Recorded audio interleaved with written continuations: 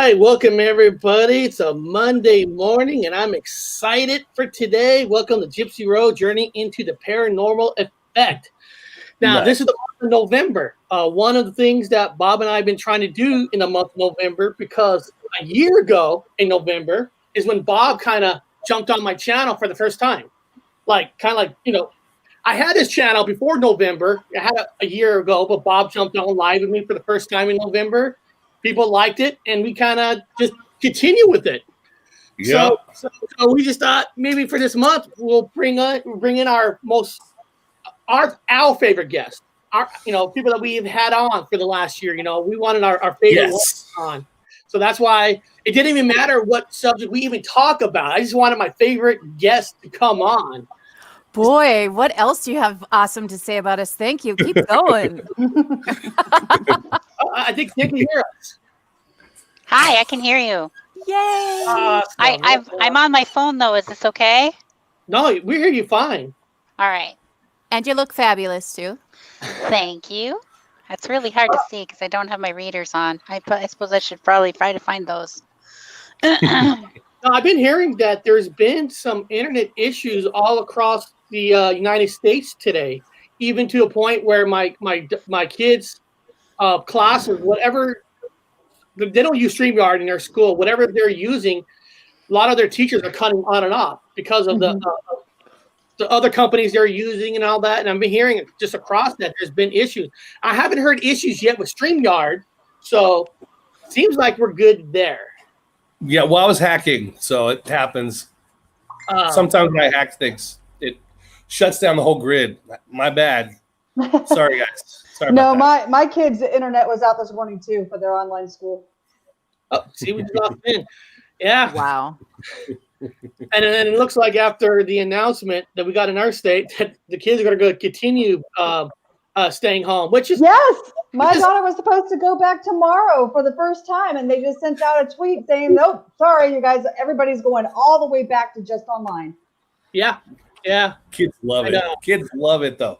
Eric, come on, man. You remember we had the foggy days. We had to stay home from school. We weren't complaining. I was loving it. I know, but Bob, remember when you were down here, we used to take my son to his aviation school, his flight school, and we used to go to Randy's restaurant. But because of the situation, that restaurant, Bob, that you used to work next to, is shutting down this week for good. For good? No. For good. They can't survive.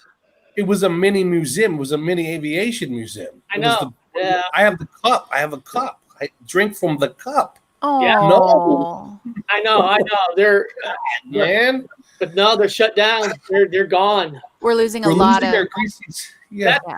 We're losing the mom and papa companies. Well, the greasy spoons, I call them. The greasy spoons are going. I don't care about the other ones, man. You can keep your escargots or whatever. I want my greasy spoons back. Tom Merge put in your guys' website. So thank you for that, Tom. I appreciate that. Thank you. Thank you. Yeah. You're gone. We're losing a lot of. Oh, who is that? Where's that coming from? That's me. That was me. What's this? I have an important question. Okay. What's your important question? As long as it's important. She's fun. She's great. Oh, she's cool as hell. Yeah. I'm she's cool. What's her important question? No, Heapy Peeps, our friends from Window to the Soul. So I know since this year, a lot of things are shut down because of pandemic-wise. So a lot of things you used to do last year, you couldn't really do this year. I know there's a lot of Bigfoot, kind of like Bigfoot Comic-Cons are all shut down, along with comic books, concerts. Everything's been like shut down. So how do you guys kind of keep in touch of what's going on out there in the Bigfoot communities when you yourselves probably can't even go out there and do your own research? I know a lot of mountains, certain areas you can't go into now. They shut it down. They're watching people. And so what is this? Is Bigfoot? Oh, here it is. Here's the question. We'll get back to that. But the question is, I think that's actually a good question. That's a really good question. I want to know. I think we talked about this the first time you guys came on. Yeah. Is Bigfoot telepathic? I think that to some extent, all animals and species are telepathic to some extent. I've always believed that they speak the same language, and that is that they can sense your emotions. For sure, they can do that. Are they telepathic? We hear lots of things about mind speak and things like that. I personally have not experienced mind speak from Bigfoot yet, and I don't think either of the girls have. Have you girls? Mm-mm. So, and we were only 30 feet away from one, so Okay. But Tammy had a sense. Tammy had a sense of what the understanding between them was at that time, right, Tammy? Yeah. The understanding was that he would allow me to record, and I wouldn't try to get any closer. Did he speak to me telepathically? Not that I'm consciously aware of. I guess it's possible, but I didn't hear a voice inside my head saying, "Hey." I like your answer. I'm 12 feet apart. That's real. That sounded real. 50% of our brain, and who knows, would evolve in the future, we evolve. Maybe there'll be a time and place that we get to that point, because we only use a small percentage of our brain. We didn't even know what our full brain can do. Yeah, so, I'm dumb. I don't use any of my brain. I can communicate with animals. I mean, I have a great communication with my dog and animals that I meet out in the wild. I've helped rescue many birds and ducks and things like that were stuck or hurt. So I can communicate with them, but again, I never hear anything from them. It's just me telling them, "Hey, I'm not going to hurt you. I'm going to help you." So they are receiving me. Does that make me telepathic or them telepathic? Oh my God! Let me see here. Oh my God! So Bigfoot can read our thoughts. Maybe. I mean, nobody's saying they know for sure, but we don't know anything for definite about any subject of aliens or Bigfoot or anything, because we don't have a specimen to test. So everything is theory, no matter what anybody says. It's all theory. But I do have to mention too, as human beings, we are capable of a lot in, our brains. Like you said, we're only using a small percentage of it. And for us and all the other people out there that are receiving information, we have all that clutter in our mind and we're getting this information. Imagine having a clear mind, free of all of this worldly stuff, and having it just open to receive. I mean, if we're receiving now with such clutter, just think of what would happen if we didn't have that bogged in our heads. No, that's imagine what a Bigfoot would something. Exactly. Every show, usually every show now, I put up a poll, kind of see what people are thinking, before our topic. And, for this topic, do you believe in Bigfoot? I mean, it's simple. And 65% of people so far that have voted says yes, they believe in Bigfoot. 50% says they don't, and 19% I put in there, I don't know, waiting on evidence, because there is people who want to believe and they're just waiting on evidence. Now, what you're talking about, because I was reading some people's comments, and I always read people's comments on here because I like it. It says there are more things in heaven and earth, Horatio, that are dreamed of your philosophy. Oh, okay. I don't know about that, but this one here now, me, Bob, know this guy. We know what he means. He says, "I can't exist or see them. A population of Bigfoot would have exist, having baby big feet. Otherwise, they would go extinct if they produce." Now, what you're saying is, say they can read minds. It would make sense if Bigfoot's real, right? And nobody really gets to see Bigfoot up front. You never really get that big picture, that big footage.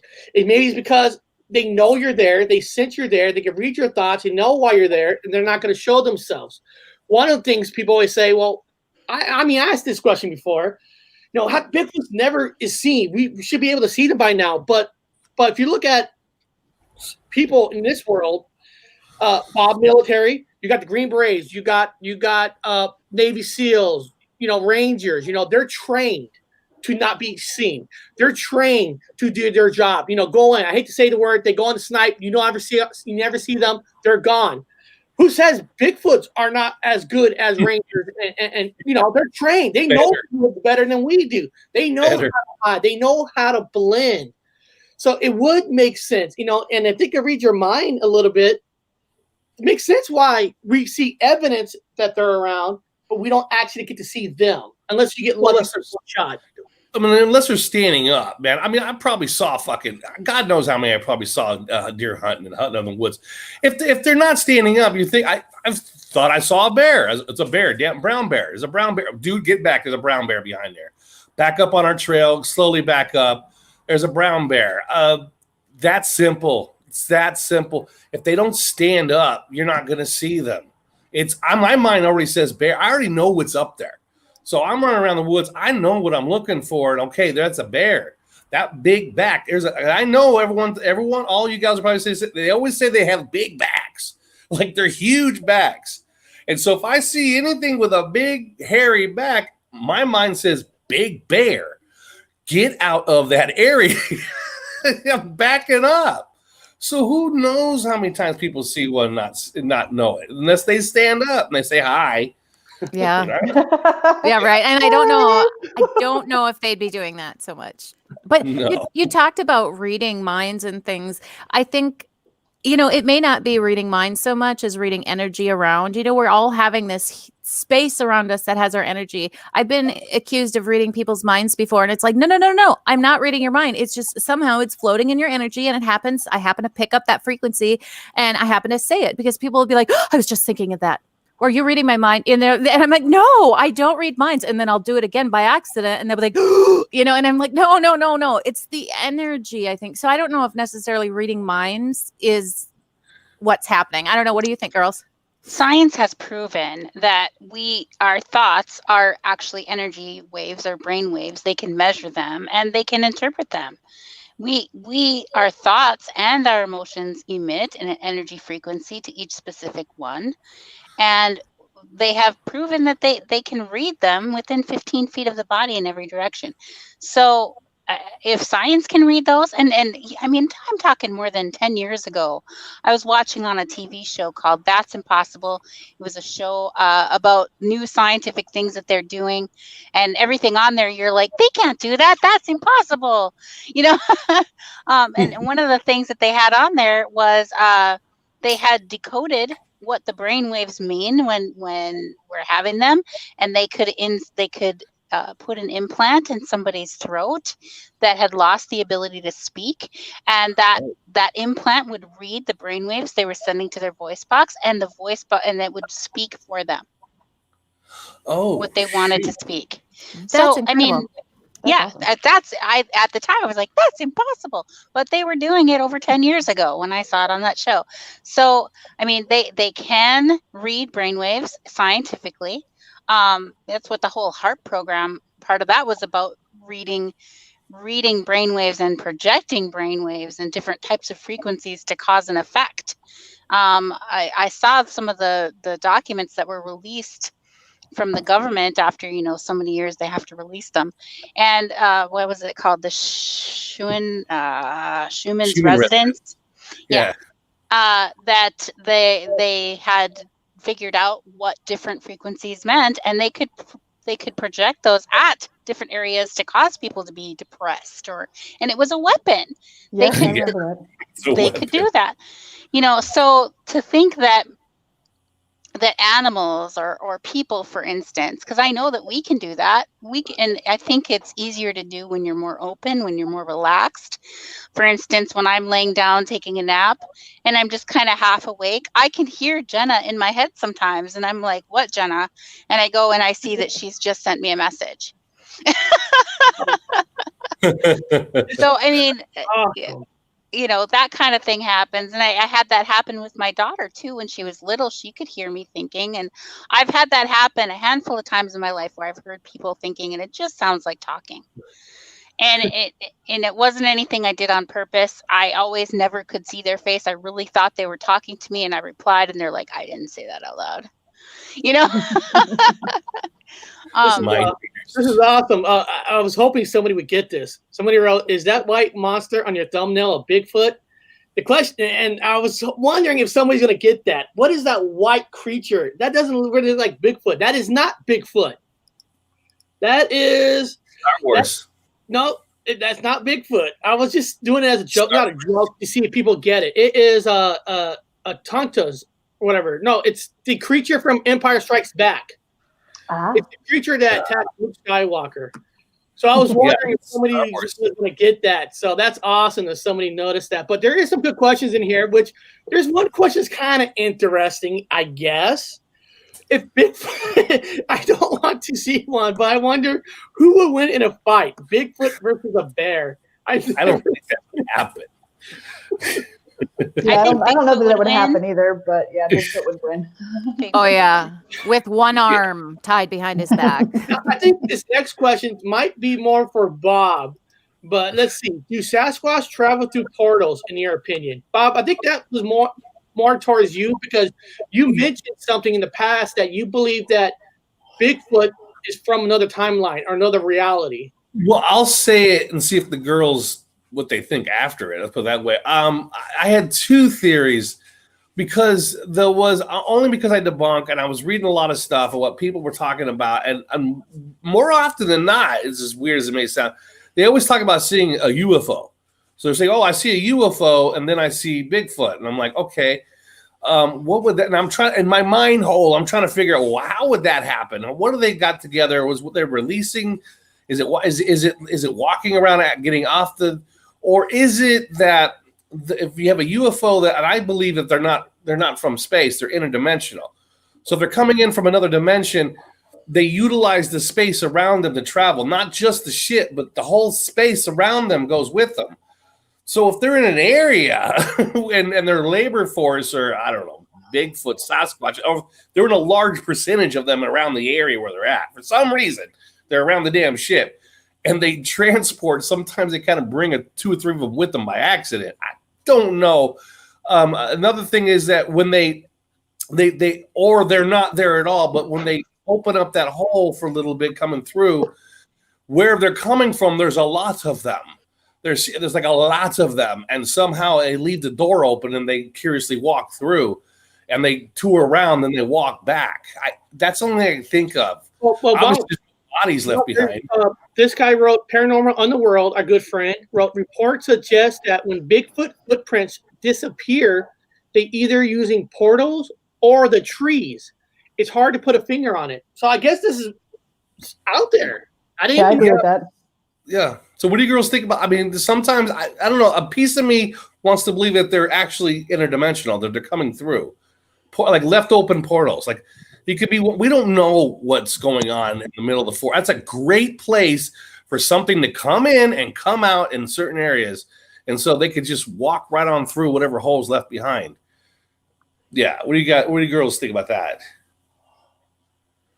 Well, we all have different opinions. So for myself, I do believe that Bigfoot is an interdimensional being, that he can exist in all realms. When he's in our realm, he's a physical being. And when he's in another realm, he's not physical, or whatever the realm it may be. I believe that. They have different views than I do. No, wow. I mean, everybody's in the chat saying, so they control the portals, or are they portals already? But then she wrote, the stories I've read, in some, they are interdimensional. Wow, this is bigger than I thought. Cool. That's kind of cool. Time rifts, around tectonic plates. Sometimes, like something about there's tectonic plates areas where it causes some kind of, I don't know, a rift, and they come through it and then they go back because you can't find the bodies because they go back. I don't know. Ideas. Well, I can say that as far as portals go, I believe that some entities can create a portal to go through, because I personally, working in the paranormal field, have had to close some portals that people have opened. So if I can close one, then I can probably create one. So that's nothing to say that another entity could not create a portal. Okay. Yeah. Definitely. That would explain a lot of things. That would explain why we can't find any bodies. They're just going back and forth. A lot of people think that. It's weird that people would think that area of it, other option is they live in caves. They're living inside caves and they come out from the underground to the caves, or they're interdimensional. I mean, just because we can't do it doesn't mean they, like you talk about, they can't do it. They can do it in their mind. Oh, yeah. Well, Here we go again. They're reading. the reason they could go supernatural is people who said to encounter them, say they speak to them telepathically. We were talking about in the beginning. So it's like, wow, everybody's putting the two together. What's this? What does Bigfoot want from us? Why come to dimensional at all? Well, I guess the question is, if they are coming at all, maybe they don't want anything from us, right? I mean, it's not like they're walking up to humans and saying, "Hey guys, we're here. We're camping out in the woods for a while." Maybe they're out. Maybe I'm guessing if it's true, maybe they're here to look for food for their families in another portal. I have an idea about all that, like, and it's probably not a real popular idea, but you know, the idea of something being interdimensional. What if some of that, maybe not all of it, but what if some of that is our ability to perceive in consciousness? Because the science has proven that the human brain thinks at 400 billion bytes per second, but the average human is only consciously aware of 2,000 bytes per second out of 400 billion that it's actually processing. So there's a whole bunch of other stuff that's going on all around us that we are sensing in our subconscious mind that we're completely unaware of in our conscious mind. I tried to make a chart, a pie chart of that, and it wouldn't even show up as a sliver on a full pie chart because the number 2,000 bytes out of 400 billion bytes per second is too small to even show up on the chart. So there is so much going on around us that we are aware of in our subconscious that we're not consciously aware of. So what if all of the stuff that, or at least some of it that we think is interdimensional or from somewhere else, is just outside of our conscious awareness? Okay. Yeah. Yeah. Yeah. Sometimes you get a glimpse of something in your eye and you stop for a second and go, did I just see that? And then when you become conscious that you're looking at it, it ain't there. Right. Yeah. The peripheral vision stuff. Yes. Yeah. Yeah. I can see that. Some people see, you'll see. Here's the thing though, like you girls are probably, I don't know if you'll disagree or agree. It's always the same people that see a Sasquatch or a Bigfoot. And other people, I didn't see anything. Well, I saw it, but you didn't see it. They saw it, but they didn't see it. Well, okay. Let me give you an example of how this happens to everybody. Okay. So I bought a new car a few years back. And before that, I bought a 2003 GMC Envoy. It was white. I had never noticed them before. When I found it at the car lot, I was like, wow, this is a nice car. I really like this. And then I bought it. And every day I saw multiple versions of the same car, same color, driving around. All of a sudden, I'm like, hey, did I start a trend? They're everywhere now. And I'd never seen them before. And that has happened to everybody. Once you buy a car, you suddenly are very conscious of that car and you notice it. It was always there before. You just didn't see it. You didn't notice it. And that's because there's so much going on around us for us to comprehend that we're only picking up a little bit in our conscious mind. And our conscious mind is already set in stone as to what we are going to perceive and what we're not. I love that. I love that because I know what you're saying. I bought a cheap Nissan car from a lot, one of their cheaper models. And I don't remember seeing this model anywhere, but then all suddenly there's a Nissan everywhere. That model, like, holy Christ. Because now you've got the vision of what it looks like. Anything that looks like that, you're looking at it. Yep. Exactly. That's awesome. So it happens to everybody that way. And that's just one example of how that anybody can relate to, because that happens. And so when we think about that in the woods, our minds are set to seeing, trees and leaves and animals and whatever, things that our brain says should be there. But if you're not thinking and believing in a Bigfoot, the chances of you seeing one are very, very slim. Yeah, I can see that. To be fair, there are plenty of clear sightings, Patterson, Glenman footage, Freeman footage, Independence Day footage. None of them just vanish. Okay. Yeah, that goes back with that. I have the other theory with the cave. Like, they're just cave dwellers. They come out. I've talked to, there's other show people talk about they're always close to cliff sides where caves would be. That was my other one. Like, well, they're down subterranean, they're down below, and then they've shown that there's an ecosystem sometimes right inside the damn caves. There are living ecosystems in there. You can eat a special type of shrimp that grows deep in the caverns. Like, what? This is edible. It depends. So these guys could eat. They could eat down there and come up, then come back down. So there's the other one. Well, Bob, there's a question in there. Let me ask them. With all the research you've done, all the people you talked to, if you look at a whole year, have you heard maybe enough evidence from people? Like, is there a certain month, certain type of weather that people have seen maybe more sightings versus any other day? Have you heard any patterns like that at all?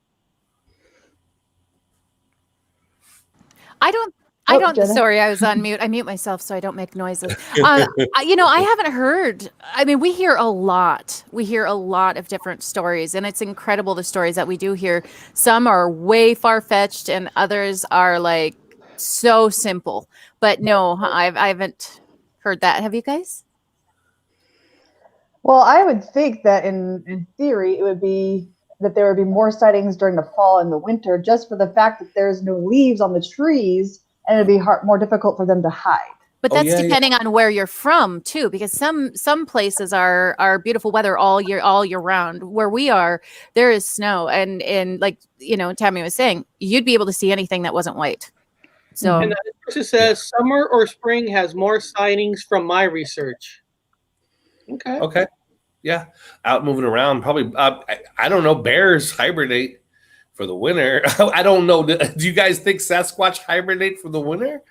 That's something that I have considered. I've considered that. I do think that they have dens that are in the ground. The old natives in this area used to dig homes into the hillsides, and they would move into those earthen homes, so to speak, in the really harsh winters when they couldn't keep their homes warm enough, because they lived in wigwams or teepees, and so they're not necessarily filled with insulation, right?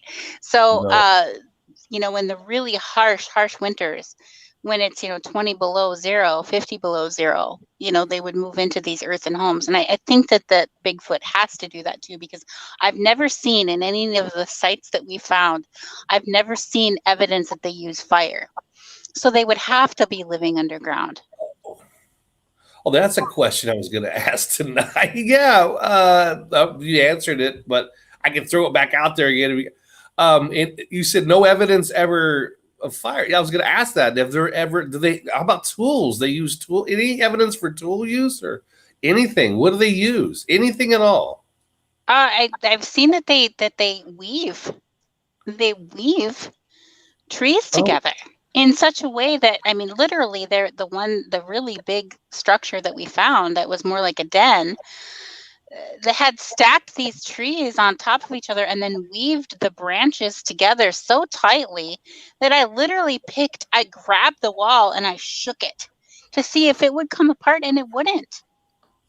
Now, wow. This was deep on a reservation, and on the reservation, if they were to make some kind of a structure with trees, they tie things with usually red ribbons or some kind of twine, and they tie things together. But these were completely weaved together very, very intricately. And they've been finding so many of them up there on my reservation. The DNR runs into them sometimes, and they just slowly back away because they know what's building them, and they just don't want to have a conflict. So they just go, "Oh, okay, this is your home. See, okay," and they just back away. No picture. Anybody have any pictures of that, of weaving at all?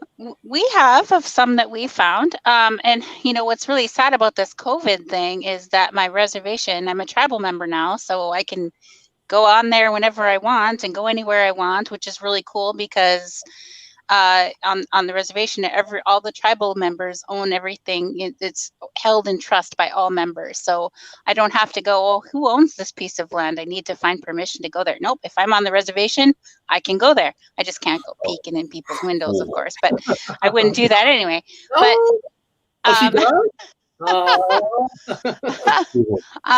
So I think that I'm really excited to get out there, but they closed the borders for COVID.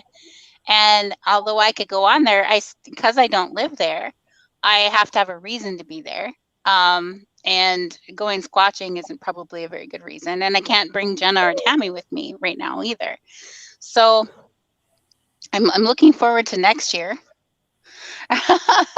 Last night, as a matter of fact, I was looking at Google Maps and Google satellite imageries of the reservation and sending some stuff to Jenna and going, look at this, look at that.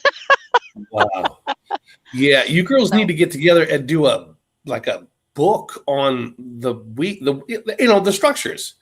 I mean, show people the structures, like take pictures of the weaving of the structures.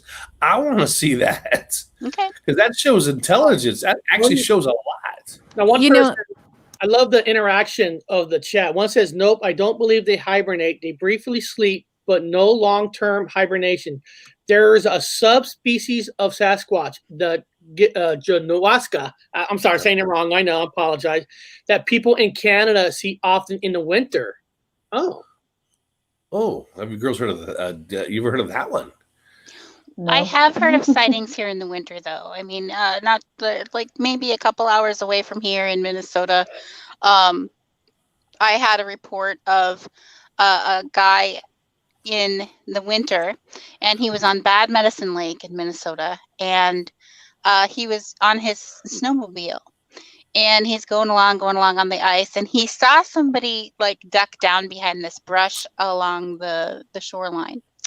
And he thought it was his brother or his friend, whoever he thought was gonna jump out and go boo, when he got close enough. So he like rushed over there and stopped his sled, and he's like, "Gotcha! I seen you back there." He was like, "You're not gonna scare me." And here it was a Bigfoot.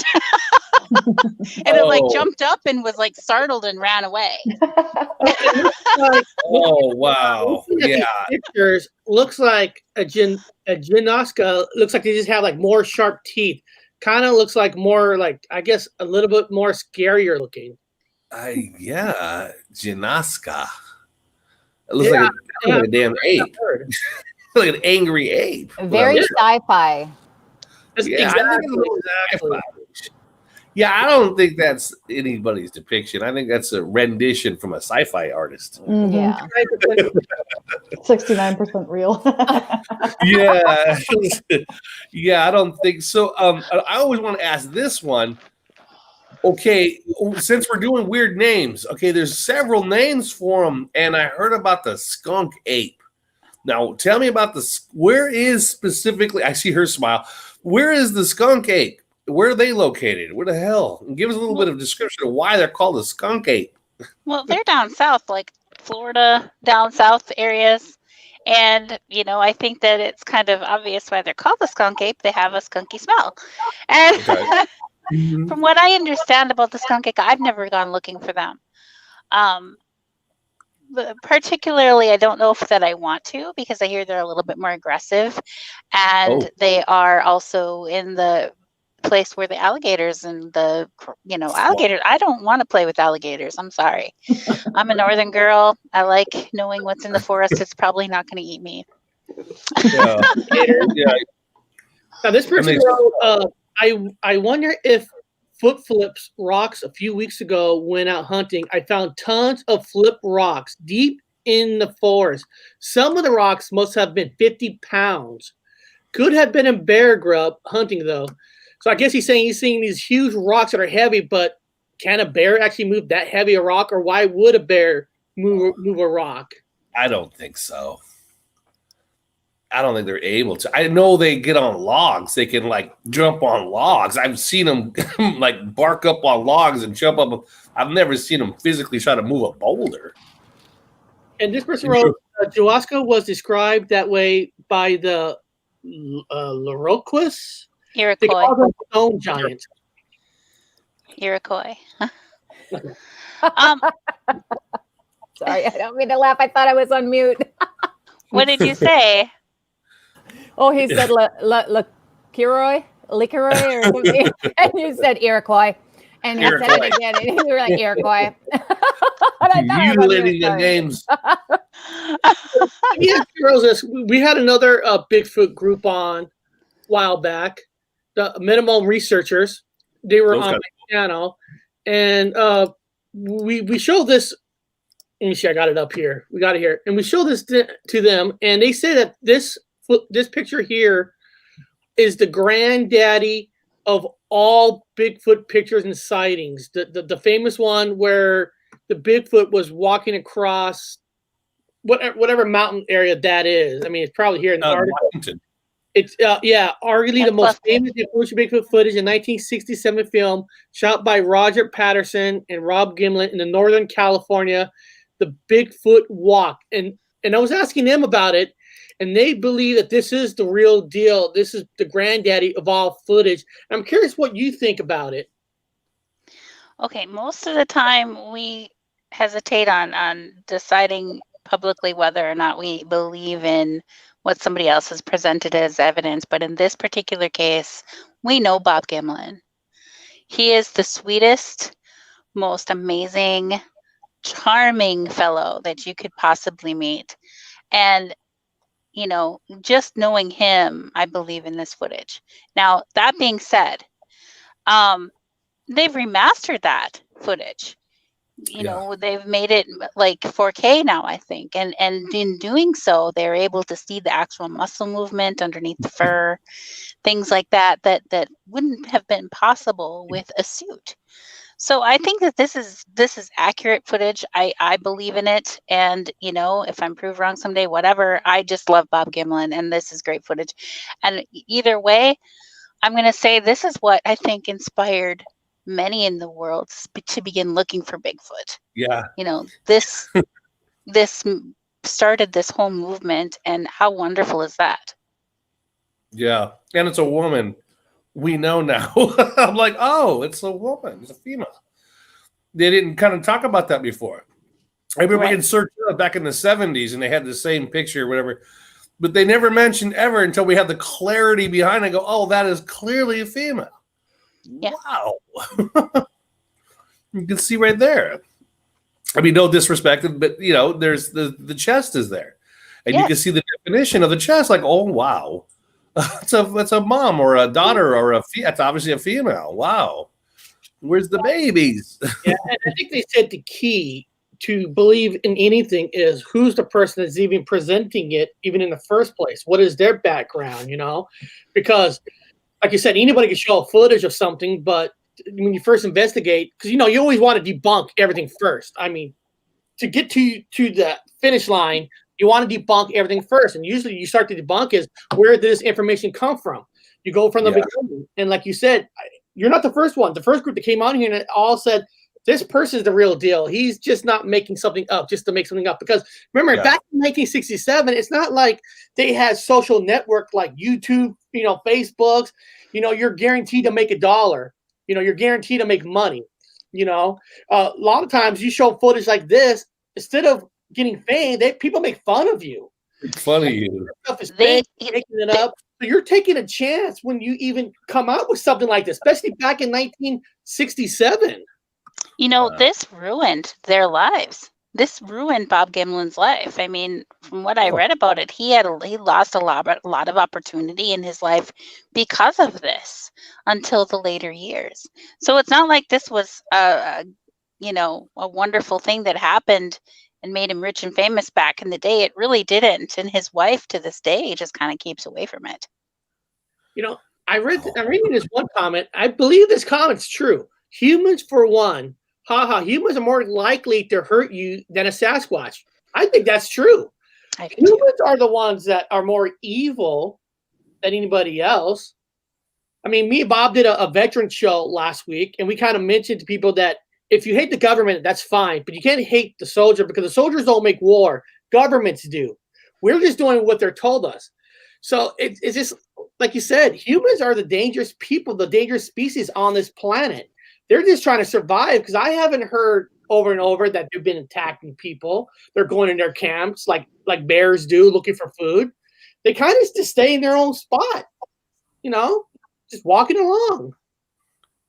Yeah. I don't know. I couldn't shoot one. We talked about that in Washington. It's manslaughter, and most states it is manslaughter. I wouldn't shoot one anyway. You know, first I would just be like, wow, the majestic, cool thing of this, I would grab whatever phone I had and try to record it. Amazing. This one's on this one on the cliffside or something like that. Walking down. That's another one that the other group was telling us they believe this one too, because this is the one where a youth group was camping in the Marble Mountain Wilderness when leader Jim Mills noticed a strange-looking creature skulking along nearby. He filmed it for nearly 7 minutes, making the somewhat grainy footage the longest video of an alleged Bigfoot sighting. I've actually seen this video on TV, on my big screen TV, and it is quite compelling. I mean, it's a very large human-like structure shape going down the mountainside at quite a clip. That was one of the interesting facts. It was going down at such a fast pace, like unhumanly pace, and very sure-footed. So this one was quite a compelling clip that I had seen on TV. Wow. Yeah, they remind me of like Jason Voorhees from Friday the 13th. They walk slow, but they move fast. They're always in front of you. They're always fast. And maybe they could have, instead of Jason or whatever. Yeah. Yeah. Jason always walks, and somehow he gets in front of you somehow. He gets in front of you every time. Yeah, that's fascinating. And here's the footprints. And of course, there's always footprints. A British explorer, Eric Early, snapped this photo while trekking in Himalayas in 1951, alleging that the footprint belonged to a Yeti in 2014. Christie Auction House London capitalized worldwide.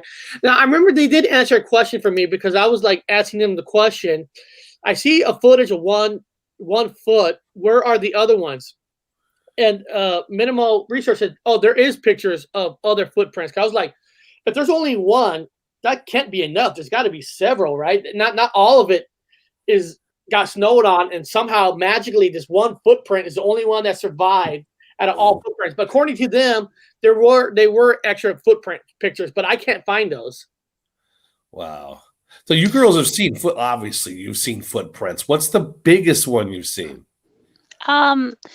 The biggest one that we have seen are the ones that we found in the gravel pit on my reservation. And they were going up a very steep hill in the gravel pit. And it was so steep, in fact, that Jenna was crawling up there on her hands and feet, and she would take a step up and she'd slide back down. And her and Nikki had crawled up to the top, and it was quite a feat to climb up next to these, to measure each one and look at them. And the largest one measured at 24 inches, but that's because it was sliding some. Wow. The smallest one was 18 inches with 5 toes. And the really interesting key factor in all of that is that this did never put its hands down. It walked up, there was room between its feet, and it walked straight up to the top without issue. And that was clear by the footprints that we found. And we showed this to Bobo from Finding Bigfoot. And when he looked at it, when he saw the angle of that slope of that gravel pit hill, he was like, wow, that had to be a squatch. That couldn't be a human or a bear. That just how steep it is, it would be impossible. So he was like 100% sure that was a squat. Those were squatch prints, and so were we. But and it was just a fascinating find. So the footprints, I believe, were 18 inches long. Oh, wow. And what's the stride? Look at the chat. I guess someone's telling me that YouTube hates me. Okay, that's cool. What? I don't know where that came from, but apparently YouTube hates me. But that's fine. But somebody did write something interesting. This ain't portals or anything, but somebody wrote, I heard of ETs being seen near the areas of Sasquatch. So basically, they're saying that there's a lot of UFO sightings or aliens near Sasquatch, which that is interesting. I mean, I haven't heard a lot of that, but I mean, I guess I would understand. I mean, we have a lot of reports of those strange lights being reported at the same time in area as Bigfoot sightings. and I'm part Native American, so the elders talk about that a little bit. And of course, they don't like to talk to you about it online. They want to talk to you in person. Yeah. Uh, Yeah. and so I actually had one that recently told me that the water spirit lights, which a lot of the times what people are seeing, I would call them water spirits because they don't have to stay in the water.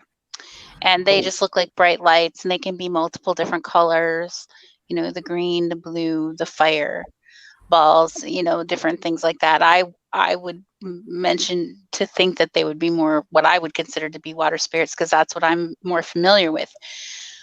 But an elder recently told me that, they are very connected to Bigfoot.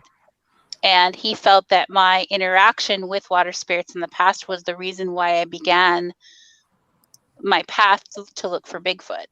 And he is going to tell me more about that when I see him in person, which we can't see each other until this COVID is over. Now, what's a water spirit? Sorry, for the audience, what's a water spirit? I have a general idea, but yeah. Oh, okay, those strange lights that people see. In the I think that MUFON calls them classic orange orb UFOs. The orbs, yeah.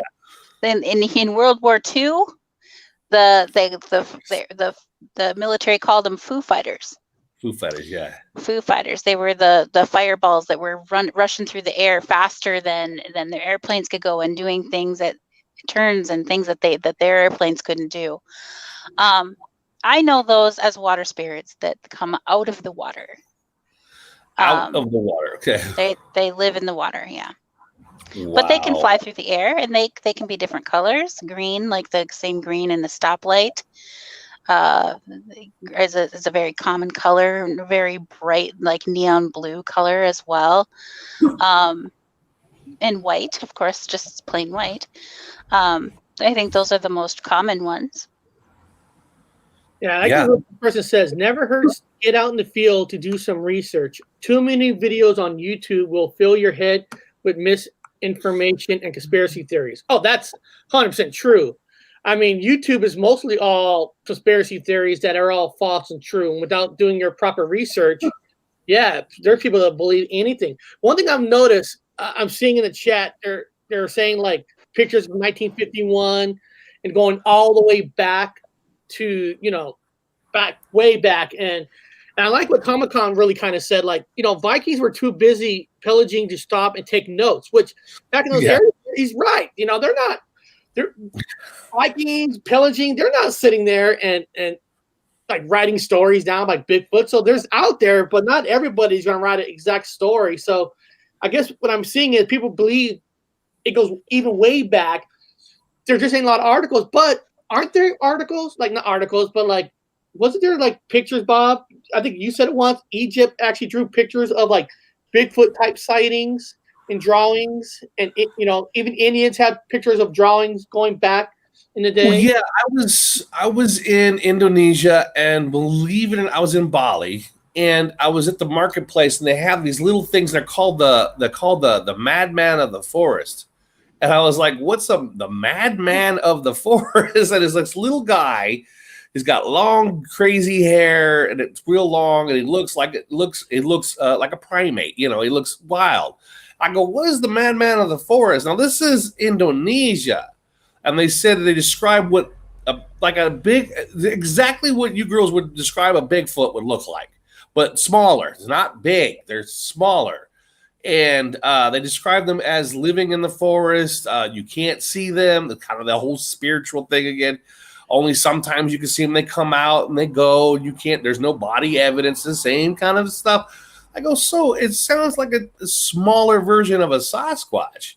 They describe it exactly the same way. And they have the feet. Well, the feet isn't that large. It's larger than a normal man's feet. And with the same description, and this is in Indonesia, and of course you got them up in Tibet. You got what are they called again? What do they call them in Tibet? The white one, or not a white? The Yeti. They got the Yeti up there. So they got them in China. They got them all over, kind of in those little weird forestry places. Again, some of them are just stories of crazy people living out there, and some of them have, again, whenever there's smoke, there's fire. So yeah, I heard like the skunk monkey, whatever, is supposed to be smaller in stature compared to like Northwest Sasquatch, which is like 7 feet, 8 feet tall. I don't know. But Eric, exactly what you said. Yeah, I heard about that over there. Right here too. Almost every culture mentions Bigfoot, orange Pedek, Yeti, Gagwi, Alma. Tribes and people over the world have them. Yeah. Have you girls heard of anything other than the state? Yeah, is it one big myth?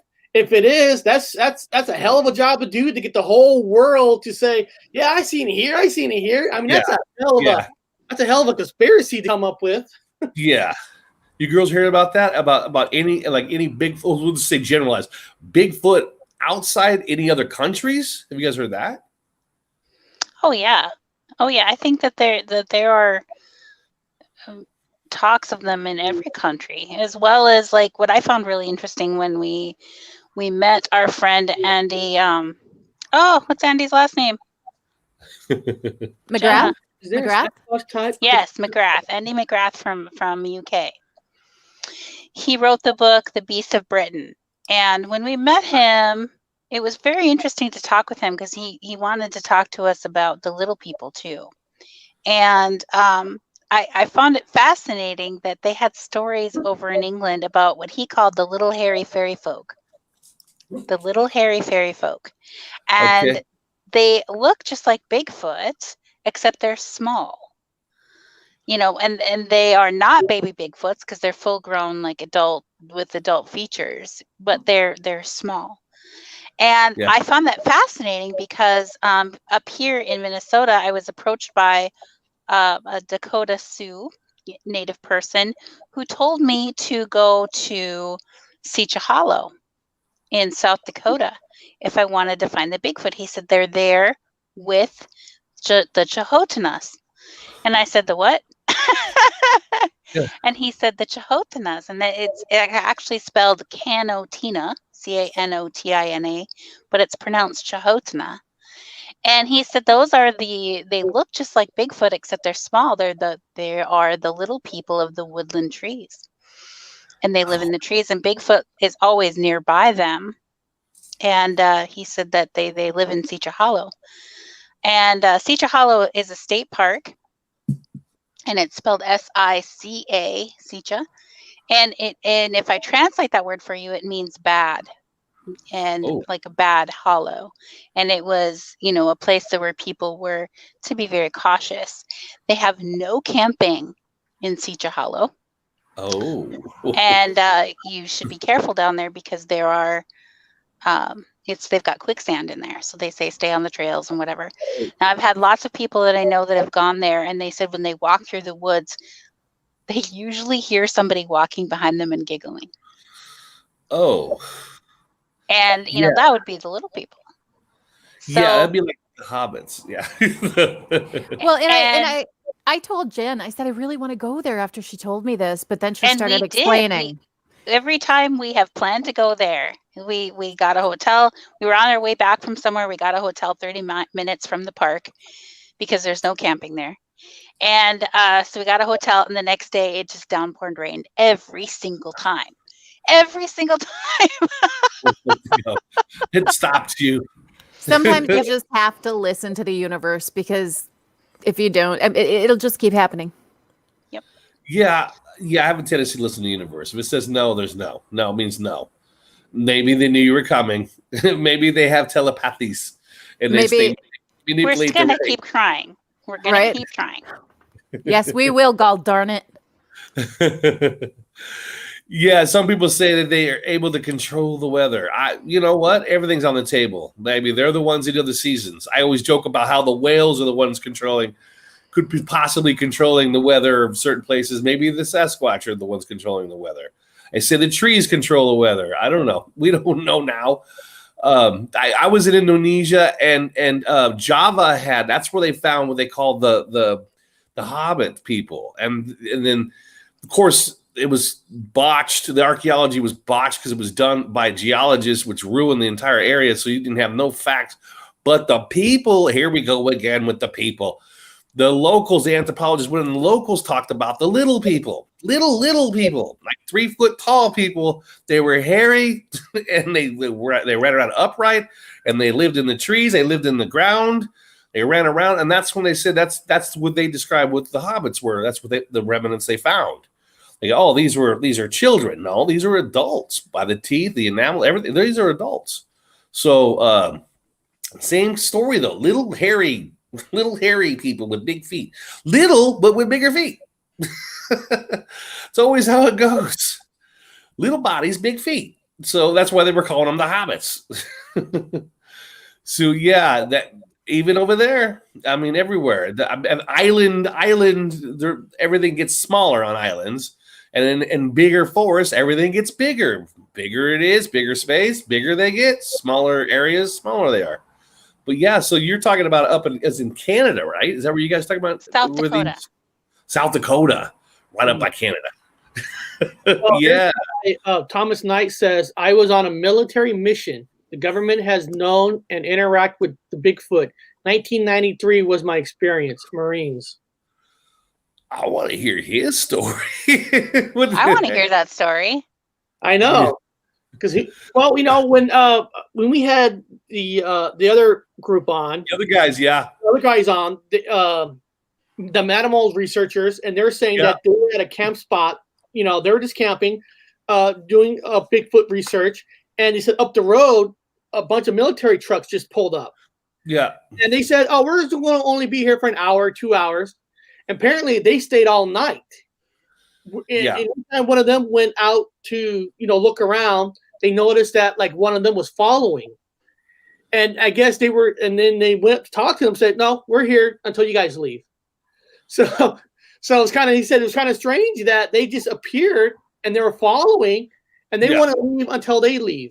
So if they're not hiding Bigfoot, they're hiding something out there. Yeah, they said they hyped it up in the bush. They hyped it, and people knew they were going to go. They have to let people know where you're going and what you're doing. That way you don't get lost. They come get you. So they announced what they were doing. They went up into the bush, and sure enough, there was military trucks in there. And they said the guys were like real nice to them at first. So they're just staying for an hour or two, but they stayed. They said they couldn't do any investigations because they were there the whole time, like almost discouraging it on purpose. So kind of makes sense what he was putting in the sidebar there. We're like, okay. I just want to say to him, the fellow that left the comment, the Marine, my email address is SheSquatchers@yahoo.com. Please email me. That'd be cool. SheSquatchers@yahoo.com. There you go. Get that information. It'd be cool to hear. Yeah. Yeah. I want to hear that. Let me share this screen because apparently you see this is the most convincing. Oh, here it is. Now this is supposed to be something from the last like 5 years. Top 10 Bigfoot sightings for the last 5 years. 5 years. That's what I want to see. So I'm curious, maybe if you heard any of these. I don't know. One says we assume Bigfoot crossed the road to get to the other side as a joke goes, but the economic human nobody knows for sure. On June 22nd, 2009. That's more than 5 years. This is an old article. Older article. At around 6:30 p.m., a 19-year-old college student was driving on a curvy back road near Rhinebeck, New York. On the way to the rehearsal at a nearby performing arts center, according to BFRO report, as he swerved to miss an object on the road, a shopping bag containing oddly an open cereal box and a small log. He glanced in a review mirror and saw someone darting behind his car, apparently to retrieve his bag. I don't know. These got to be impossible kind of stories to really know. And these aren't 5 years. This must be a long time ago. All these like 2008. So this must be an old article. Somebody sent me. But beyond this, let me take this away. What in the last 5 years? What is the biggest story that maybe you three have heard that made you like, oh my God, if I can research next, I want to go there? Oh, I guess they may not be like really public stories, but we have a lot of friends who are Bigfooters, and our friends at the Ohio Night Stalkers, Mike Miller and Mike Feltner. We're pretty tight with them, and they're in Ohio, and they found a spot, and I actually have gone squatching with them in Ohio. I went with Mike Miller out there, and I just happened I was going out that area, and I didn't have the girls with me, but Mike took me to some of their spots, and I was able to look across the ravine, and I identified some caves. I'm like, I think that they live in there. Oh yeah. But this last year, they've been going to this spot that Mike and I had gone to when I was there, and this was a while back. And they go and they do what they call a night sit. They park their cars on this road, and they basically sit their chairs up on the road, and they sit there at night, and they make noises and whatever, and they're surrounded by woods. And they've been having some pretty big sized rocks getting hurled at their vehicles. Oh. And I'm just like, wow, I don't know if I'd want to take my car out there, but leaving dents on the vehicles, and then when it gets pretty intense, they leave. But Mike had his moonroof open, and he got in the car to leave. Him and his son got in the car to leave, and I'm talking a pretty big sized rock, maybe half the size of a football, came through the moonroof and just went crash on his dash. And he said it scared the crap out of him. And he sent me a picture of it and the aftermath of it on the inside of his vehicle. And I'm like, oh, I'm coming. And I started planning a trip to go out there. And then it didn't work out to go because the person I was going to stay with her mom got sick with cancer, and ended up she had to come to Minnesota. So it didn't work out to go, but I still want to go. I've had the opportunity to do some remote viewing for them in that area, and that's fun. As they're going to head out there, I'll look at it and tell them what's there right now. Wow. So that's fun. Those types of things. Make sure you have Bigfoot insurance before you go out. Right? Yeah. I'm like, I'm not taking my car or a rental car out there. We'll take your car. This is interesting. This person says, I've seen military once or twice while he was out researching Dogman. Seems the military does know about them. And that's the word that's being more popular than ever that I've seen in the last 2 years. The word Dogman, whatever you want to know. I've been hearing that word even more than ever. Isn't that just another extension of a Bigfoot? It just maybe it look a little different. Or do you think Dogman maybe is a total different than a Bigfoot? What I haven't had any encounters with Dogman. I'm kind of thankful for that because I think that they are more aggressive. But from my understanding of what Dogman is basically a giant wolf man, wolf-like man who, I think that he has legs like a man, and basically he's got the body like a Bigfoot, but he's got wolf-like feet, and has the dog head, the giant dog head. And so I think I've often wondered this too when people have asked me about Dogman. I've wondered if like the whole werewolf stories were just Dogman. And this one says, no, Dogman is totally different. I've seen one at 15 feet away, not a Sasquatch at all.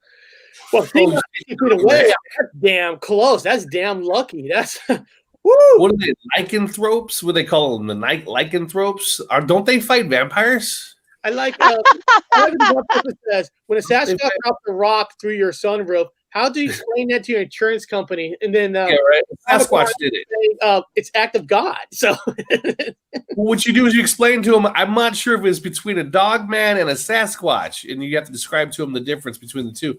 I don't think a Dogman has hands. Does a Dogman have hands? So here's something. He said, have you guys looked into Sasquatch in the Blue Ridge Mountains? We have I've a heard- lot of sightings here. Well, I just moved closer to the Blue Ridge Mountains, so that is definitely on my list of places to I've gone explore. camping there, but I didn't. That was years before I was into looking for Bigfoot. I've been camping in the Blue Ridge though. That was interesting. There's a lot of dogmen in the chat. Yeah, dogmen are like werewolves. Military have big dish weapons that emit a frequency to fight them. Go to Dogman Chronicles on YouTube at Gypsy Road. Oh, Okay, how about you other gals? Dogman, here we are on the sub. Let's get it out of the way. It's just festering in the well, this person says Dogman. Planetophily equals dogman. Okay, any more stories about dogmen since we've got this going? Who knows? Well, I have a friend who actually Okay. does a lot of research on Dogman, and he basically the way he explained it to me is that if you encounter a Dogman, you're lucky to even survive it because they're very aggressive, and they don't like to interact with humans. So if you see one, you're going to get attacked. Was basically the way that he had put it to me. So I really don't have any desire to encounter I one. have a video 2 weeks ago. You actually had a dogman conversation. Bigfoot dogman with Kirk. Oh, they did. Yeah. So you girls are familiar with dogmen. Yeah, that's the guy that I was talking about. He's my friend, Kirk Reed. Okay, dog whistle might work with them. Maybe I don't know what would work for a dogman. I don't know if I want to go with this dog whistle, but hey, you never know, right? I don't know what would work. Now, I know native cultures. I've studied native cultures and Sasquatch. They've actually got totems with Sasquatch on the west. Any native traditional conversation? Any stories about dogman? That's so new to me. I think that dogmen might be put into a classification of skinwalker. Skinwalker. That's right. That's what it is. Yeah, we did a show. We did a show on skinwalkers, Bob, and we did a whole show on skinwalkers. Yeah, skinwalkers. That was brought up there too. Yeah. And then there's the other native one, where if you eat human flesh, you become So Wendigo. Wendigo. Yeah, Wendigo. What is the difference between a Wendigo and a dog or skinwalker? Dog walker. I'm a dog walker. Well, according to the stories, Wendigo is a spirit that inspires people to eat human flesh, and that once you eat human flesh, you become open to the Wendigo's possession, and then you just crave it. So that's not a dogman then. No, Okay. but sometimes the depictions of a Wendigo look kind of like a dogman, and I've seen various depictions of a Wendigo. Sometimes it has horns. It's more considered to be more like a demon. Oh shoot. Okay. Yeah. Person wrote, check out Dogman Encounters with Vic Cundiff, and then he wrote, Native talks about Dogman being a guardian of sacred sites. And he also wrote, Wendigo is a demon that possesses someone after they break taboos. Oh, shit. Here we go. Skinwalkers are, man, this person's good. Skinwalkers are shamans that learn the black arts and take on the form of animals. Yep. Okay, yeah. And I don't necessarily agree that it's a black art. What's this? Well, I don't. I do not agree with that. Please touch on Catman, as I described above. A Catman. There's a cat. Hold on. Here he goes. Have you heard of Catman? He's a wild, homeless man who can be seen scuttling around the bin. Oh, okay. Okay. Man, we got Dogman, Catman. I like that. I like So you're talking about the Dogman, they're not necessarily not Dogman, but wait, Dogman, not a bad spirit. Is that what you're saying? What was it? Bad? A skinwalker? Skinwalker, yes. Okay, so a lot of the people say and believe that skinwalkers are shamans or Native American medicine people that have decided to try to shapeshift into the form of a wolf. Or other animal. Okay, so being Native American and being in touch with various medicine people, I know that a lot of them are very in touch with the spirit of the wolf. My Wa'a, the one who named me, his name was Gypsy, and that means great wolf.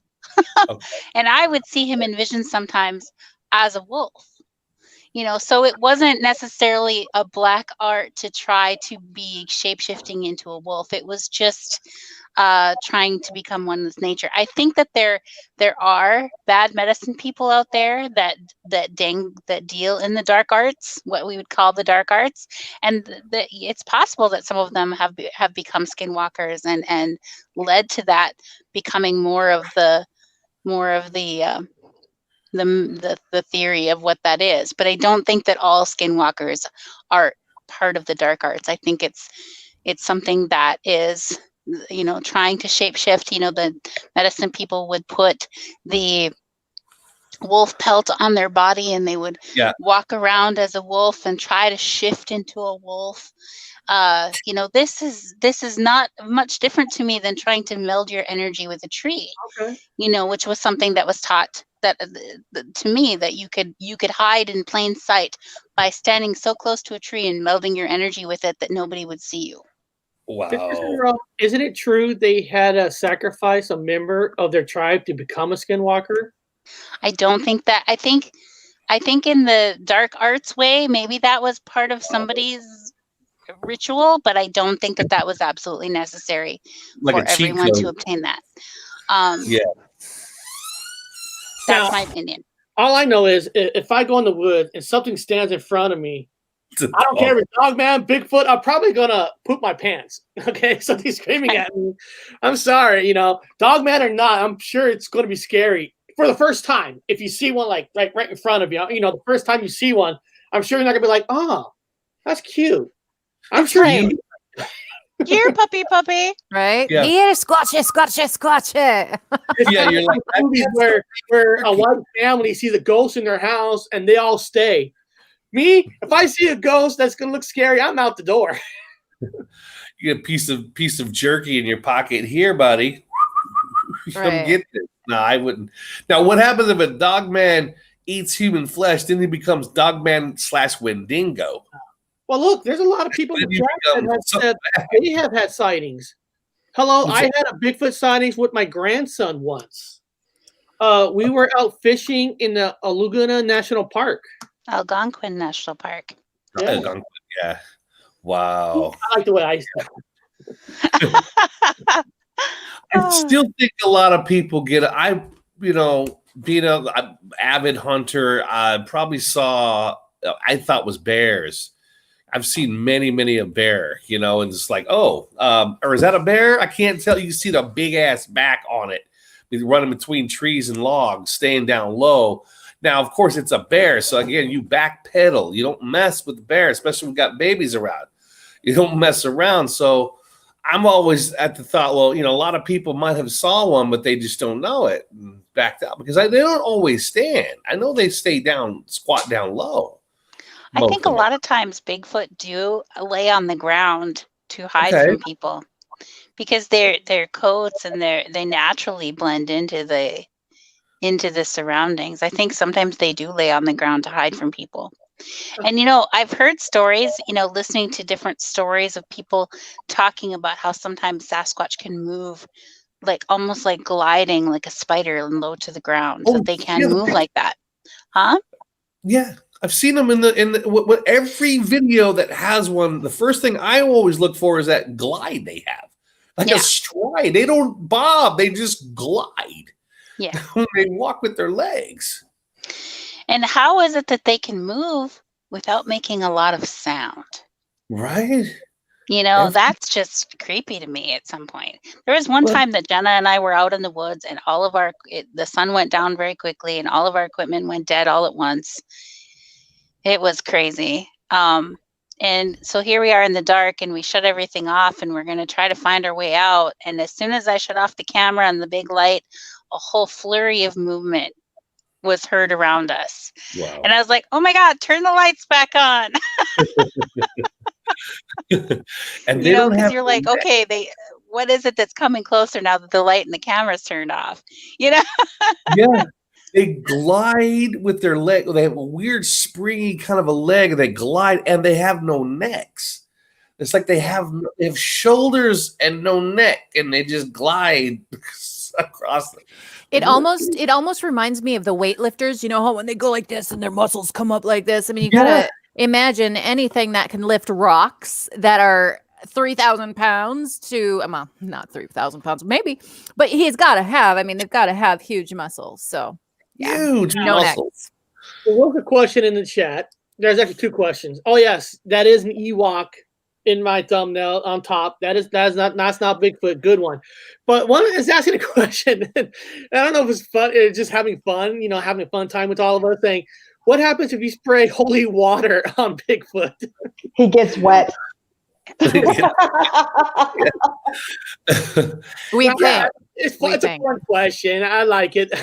I never thought about taking holy water. Right here it is. Bisbee, Gypsy Row. What happens when you spray a Bigfoot with holy water? It's wet.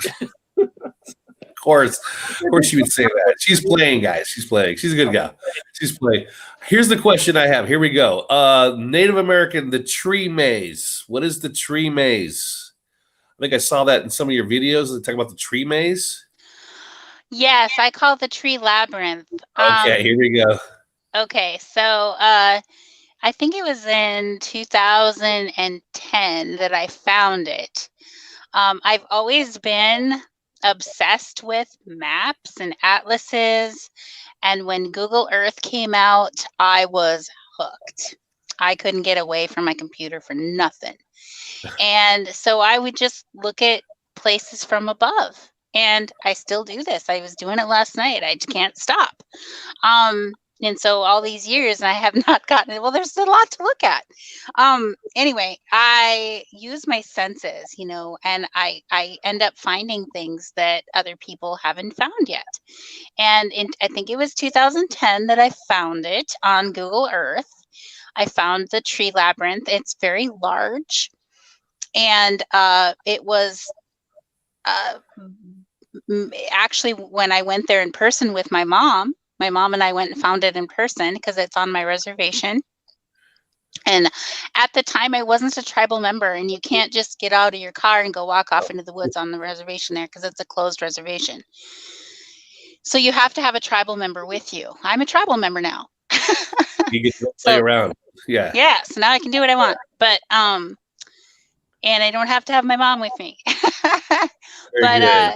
But when we went to find it, I think it was in June or July, and all the underbrush in Minnesota grows in really thick. The ash and the poplar trees, they grow in really thick, and you can't hardly walk through there. But the actual trees in the labyrinth itself were red pines.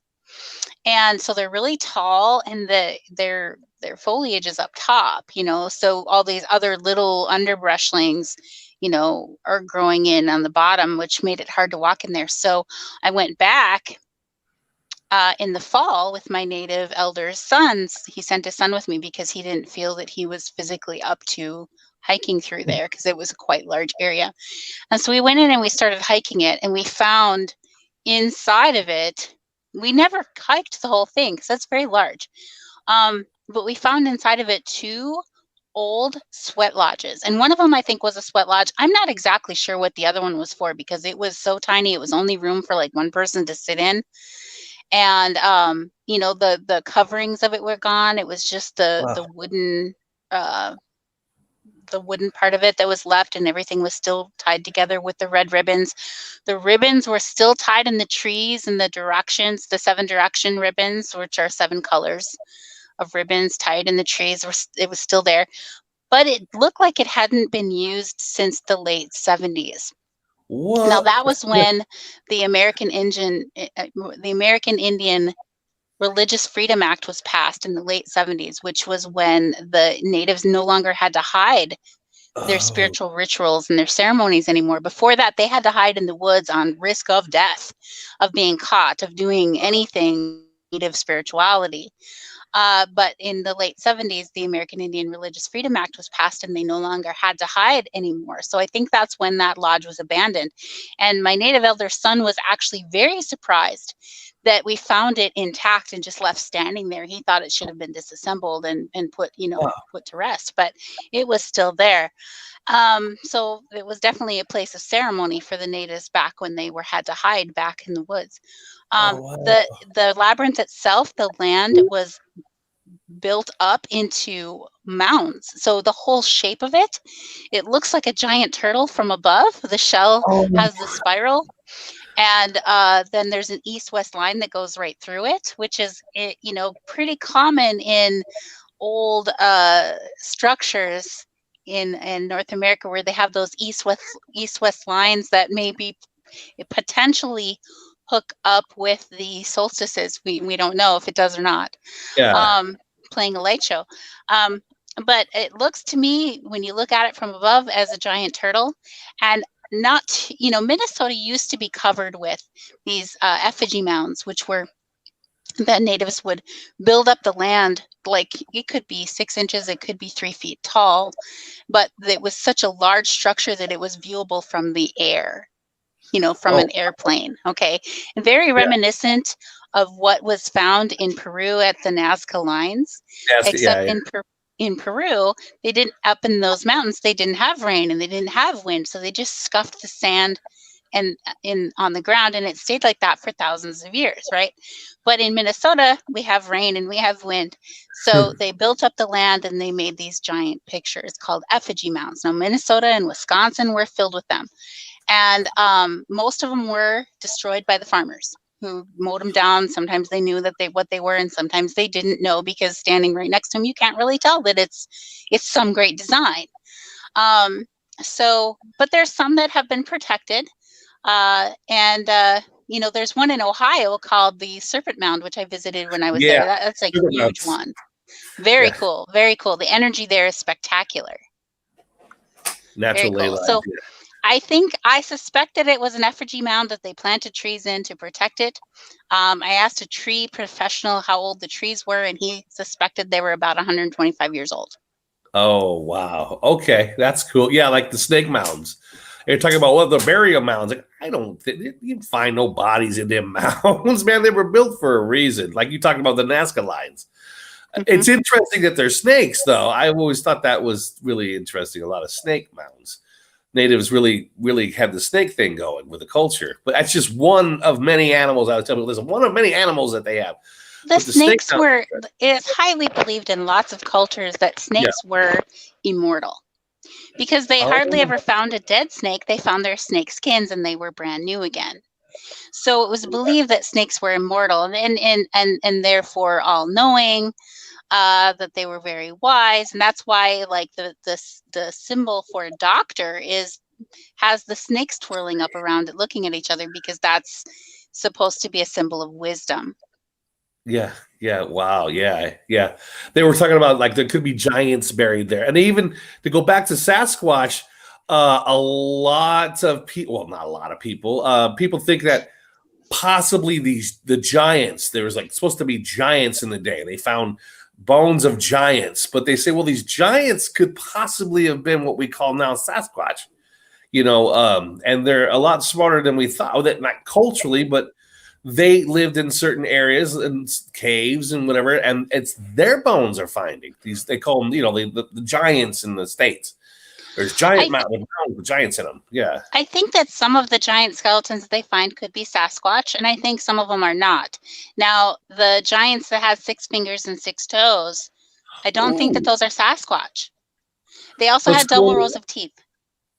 Okay, let's hear about this. Okay, now let's go. Okay, Sasquatch. There's the giant. Now we've heard about the giants in the past. There's like native cultures have talked about the giants. There's even stories down in Florida about the giant men. It's separated from Sasquatch. Tell us if you guys know anything about the giants. What's that shout out? I see a lot of demon words, holy water. I just want everybody to know, keep your holy water for Wednesday, because we actually have a show with Clown Paranormal who hunts. He's a demon hunter. This guy hunts demons. He's an awesome guy. He's a fun guy. So keep your holy water for Wednesday. Keep your demons for Wednesday. And we'll talk demons and holy water on that day. I'm sorry, continue. Yeah, now tell us about the separate from the separate from the Sasquatch, the giants. What's the story about the giants? Okay, so I'm on the school of the belief that the giants that are talked about like in the Bible are not necessarily the same as the Sasquatch. And the reason why I believe that is because the native stories talk about the giants having 6 fingers and 6 toes and double rows of teeth. Okay? Yeah. And that they were cannibals, so to speak, where they would eat the people. And there's actually a stone, I believe it's in Kentucky, and it's like it's a giant. It tells the story of the giant, and it has its handprint in it, and it has tons of symbols on it that look like a spiral or a circle within a circle, and it's basically what I see as a sign that says "Do not open," because it was marking the spot in which the giants came bounding out of the earth and eating the people. Okay, the Kentucky giant, and I see that as a road sign that says, "Do not open this door. Do not open this door." And I think that I suspect that they were talking about some type of a portal. Because that symbol that was carved into the stone was circles within circles, which is typically written in the petroglyph language as a portal symbol. Portal. Yes. Wow. So basically a door. Do not open this door. There were giants on the other side of it. So, but they were talked about as having red hair and having double rows of teeth. I've never heard anybody say the Bigfoot has double rows of teeth. I've never heard of them saying that Bigfoot has 6 fingers and 6 toes. So this doesn't sound like the same thing to me. So I don't think that it is the same thing. There's also stories down, I think it's in the Southwest, about how they had cornered the giants in their cave and killed them. The native people had cornered them and killed them, and their skeletons are still there to this day. And again, they talk about the 6 fingers, the 6 toes, and the double rows of teeth. Yeah, that's weird. Red hair, red beards, red hair, long, and they were cannibals. I hear that same repeating story. And now I know that they say cannibals, but are they meaning they were talking about how they would eat people? But if they're not people, right? They weren't people. So demons, dogmen, you don't know anymore. Wendigos, maybe a family of, but I've heard of the giants, and they've always tried to find the bones. And again, I've heard the double rows of teeth, and I heard the 6 fingers. And then, of course, the biblical people, I mean, from the other religions, was like, oh, well, they're the other giants in the Bible. Everyone's trying to connect the giants. And there's a scripture that talks about that. It says, and there were giants in the earth in those days. In the earth. In the earth. Living in people. I know. That's and weird. So that reminded me of the Kentucky giant story. That the giants came out of this hole in the ground. Yeah. And so that reminded me of there are giants in the earth in those days. Yeah, they talked about they took the bones and they took them at the Smithsonian Institute. I worked at Smithsonian. I worked at the Natural History Museum, and I worked with skeletons. And I was hoping to find, I'm not lying, I was hoping to find this secret room with the giant skeletons. And I looked up and down, and I worked up in the attic where we had, and no offense to the native culture, it was really sad because I had this huge wooden boxes, and you slide the drawers out, and you have all the remains and bones, and each bone has its own cat number finely written on it, and you got to check, make sure with native cultures, 100%, you got to have every piece has to be there for this person, every piece. So if a bone gets down here, you got to make sure it goes back with the drawer, because unfortunately these were ex-prisoners, and when they exhumed them, because they took the prisons down and they built condos, unfortunately those natives still were owned by the government because they were prisoners. Same with Caucasians, same with the other ones. But I could not find, I was looking for giants, and I'm going through everything. Where's the giants hidden, man? What are you talking about? Where's the giants? Everyone's kept saying there's a big thing about Smithsonian hiding the giants. I'm like, no. Unfortunately, they're only prisoners' bones in the boxes I can only find. I definitely believe there were giants, and the Smithsonian covered the evidence that was found. I tried. I swear, guys, I worked there. I worked natural history. I could not find them. Believe me, I looked everywhere, and they would have been in the natural history. The other ones would not house them. They're packed with stuff. So wherever the excess, and I hate saying this, unfortunately, these were prisoners, and so they were owned by the government, and so they live in boxes, which is sad to say that. But I checked all of those. No big bones. They hit them. I don't know where they are. Indians used to hold their hands out when they said how. That's how they could see 6 fingers, if they had 6 fingers or not, to know if they were. Oh, okay. I thought that was a myth. Is that true? Did they really do how? Check for the. I don't know. Did the natives really do how? Yeah, I thought that was a myth. They say some who had 6 fingers but had them removed seemed chill. I don't think his and the fill-in. I've heard of that. The evidence, they buried them at sea. Okay, that's something else. Okay. Researcher. He's a good researcher. He knows a lot of stuff.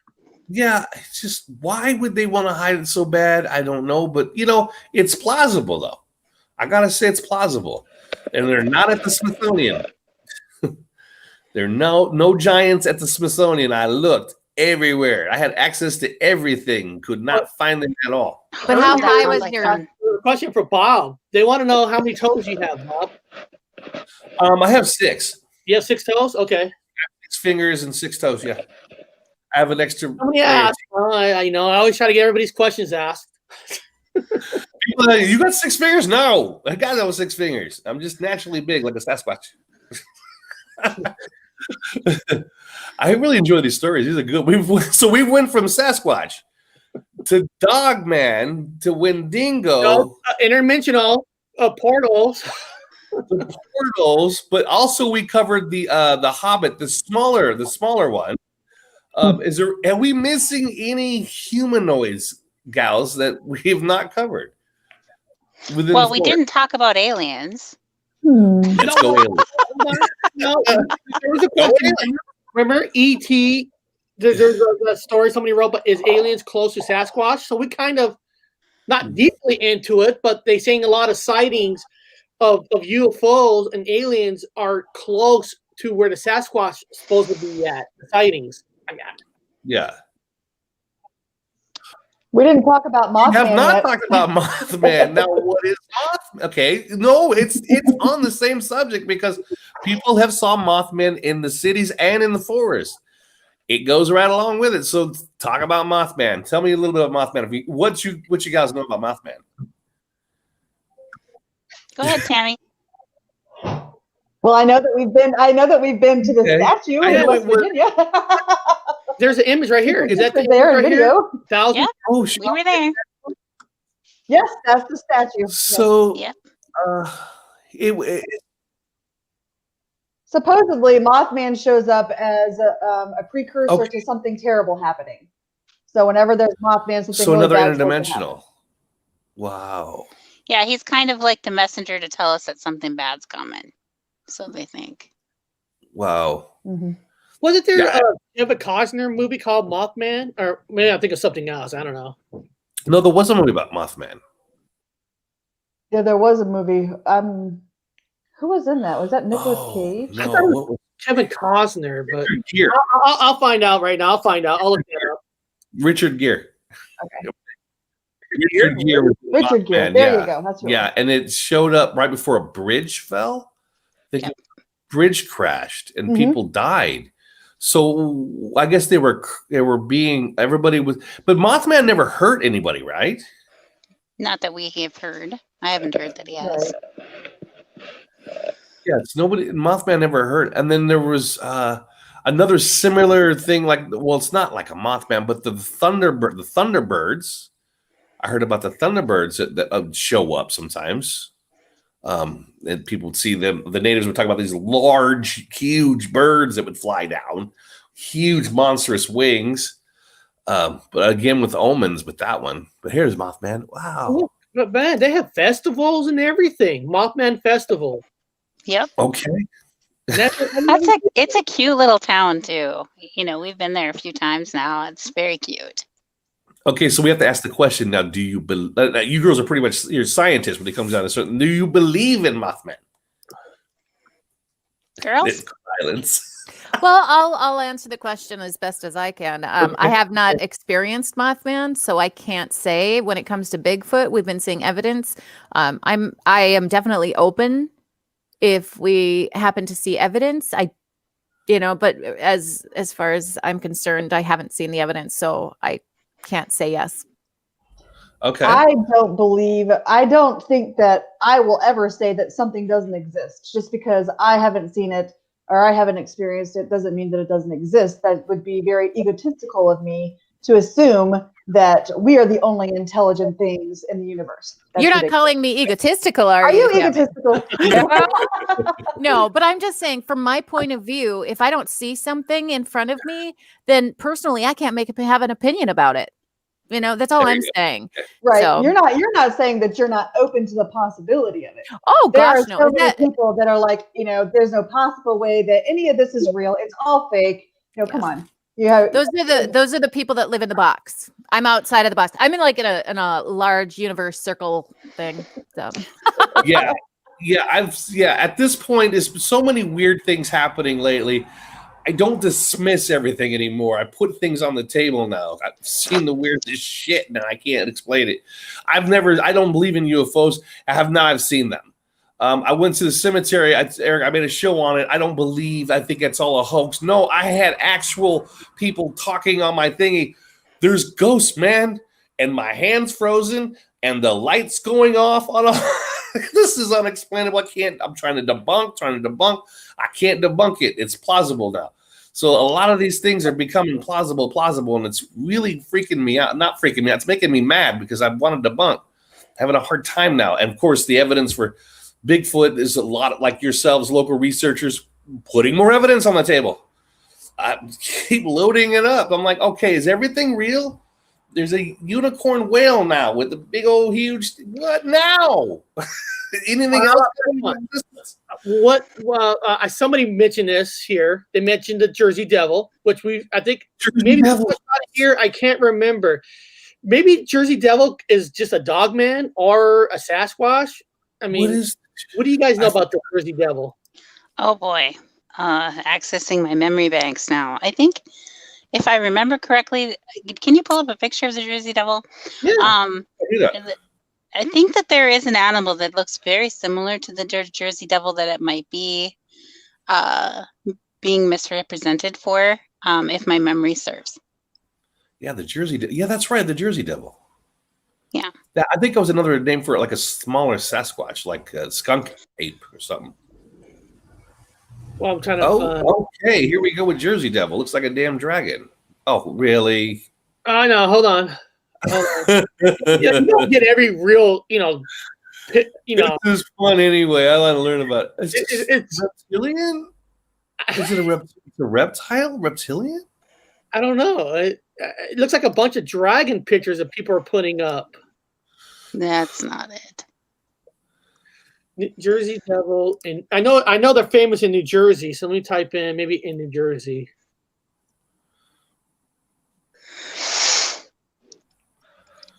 Oh, Eric, maybe right here. I think I've seen this on TV. Yeah. That's like a. See, now that looks like a goat man.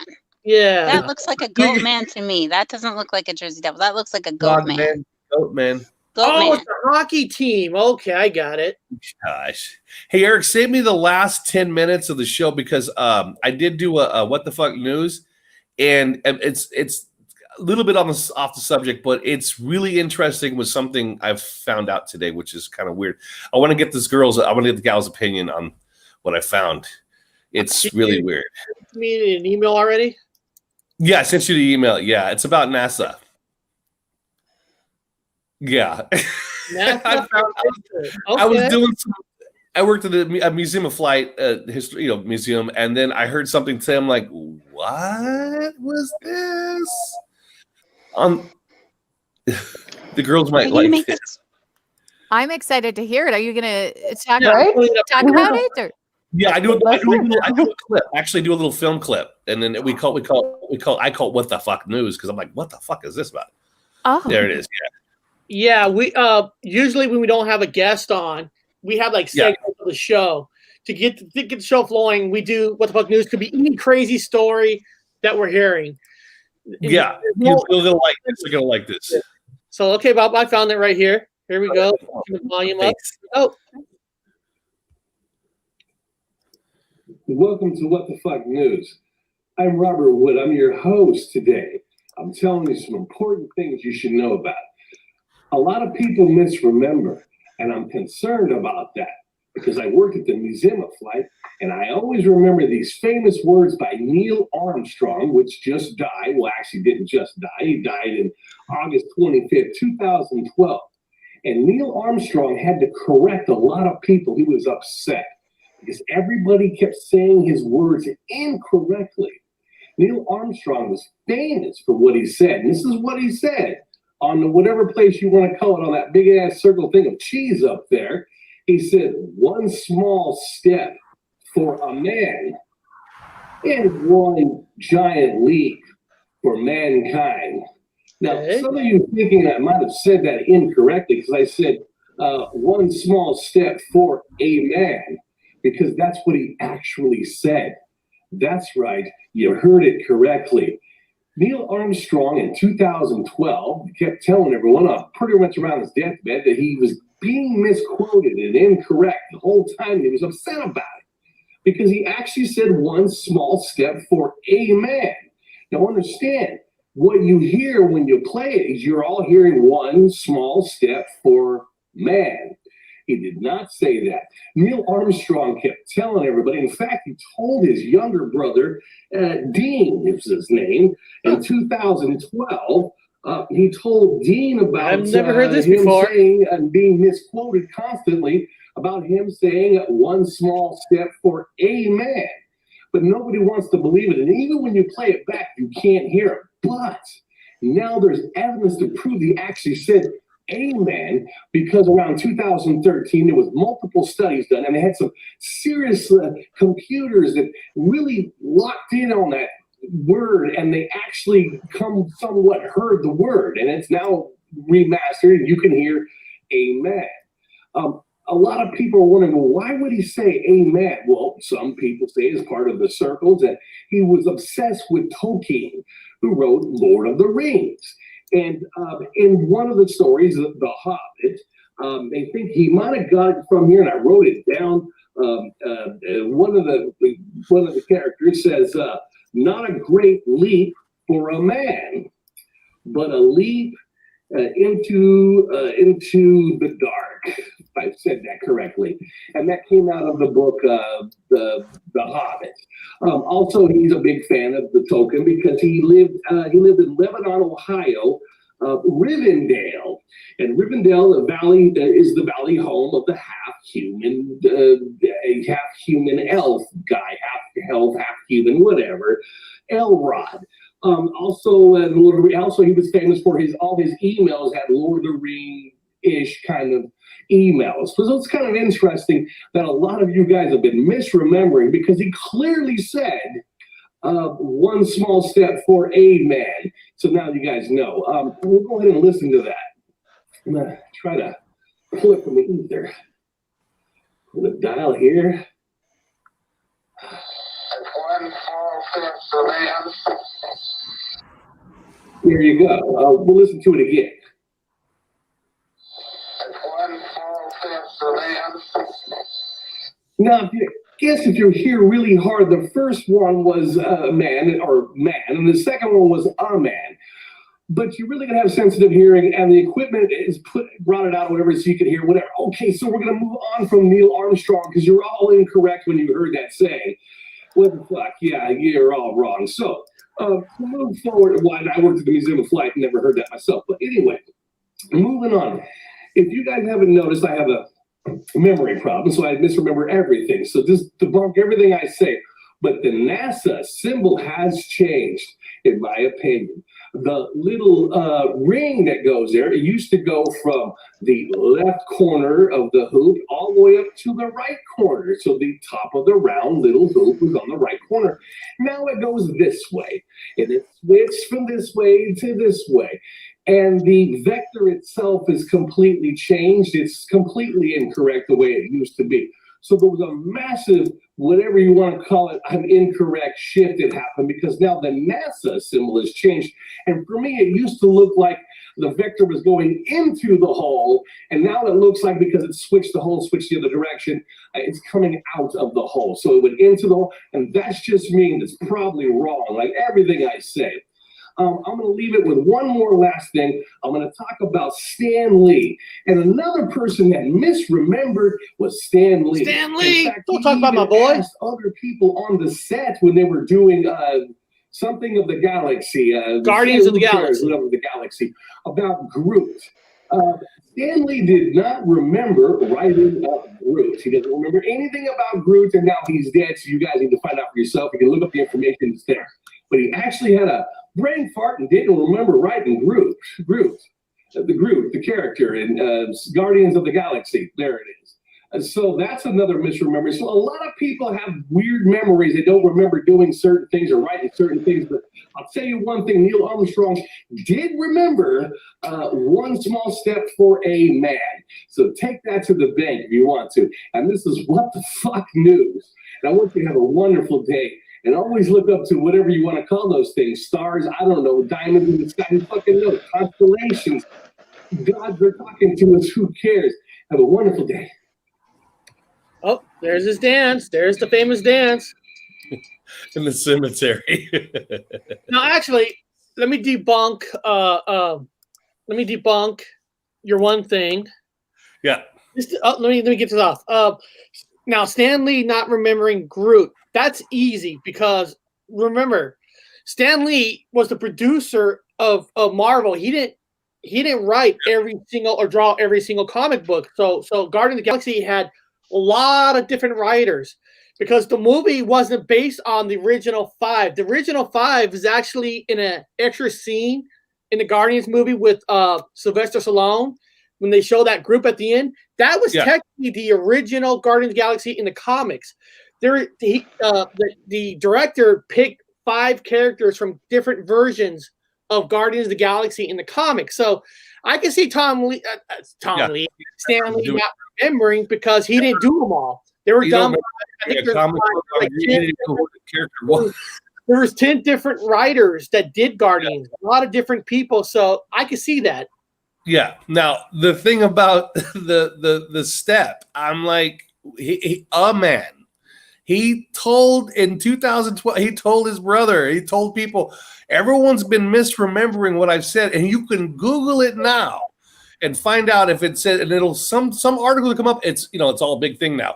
It's been a misquote this entire time. He confessed to saying amen, but somehow the audio messed up and didn't quite get the A. But they have these guys were doing, they believe him. So they have these machines for sensitive hearing or sensitive noises and sounds. And they go, we picked up the A. He said, one small step for a man. And I'm like, what the heck did this come up? I had to read this. Tom McConnell wrote, why did Stan Lee always insist his superheroes have their pants connected to their boots? I didn't know that. I didn't know that. It's guaranteed as a fan of DC. Okay. That's interesting. You all learned something today, right? The SheSquatchers can say, what's the one thing they learned on that show? That all superheroes by Stan Lee had their pants connected to their boots. Yes. You learn something new every day. Yes, I will never forget that. Thank you so much for sharing. I'll ask Jenna in 5 minutes. She'll forget by then. Hey, I was in a coma in 2009. I lost my short-term and long-term memory. So when you said that you have a bad memory, I totally identify because, I will. Yeah. And in an hour, Jen will be like, hey, do you remember what they said? And I'll be like, no, I'm sorry. Yeah, I was reading the article about him saying one small step for man. Now, everyone knows it. One small step for man, one big leap for mankind. It's just the iconic saying. To read the articles talking about, everyone's been misremembering. He's come out and confessed that it's always been a small step for a. The thing is, when did he start confessing that? Was it when he's older that his mind might be going? He said he's been telling people his whole life before he died. There's a Time Life, a Time magazine article that talks about it. You guys can do your own Googling, you'll find it. And then he told his brother Dean that he's always said amen. And his brother is like, and even in parentheses in the article, it says, I didn't know about him ever saying amen until 2012, and then he dies. But he was insistent before he died that he's always said one small step for amen. Now, you girls, how do you feel about that? This is what he said. I honestly feel like I totally get it. If he thought the world thought he said something, who is he to say he was there wrong? Because it's obviously on audio. That's how I feel. I mean, the poor guy. I'm like, really?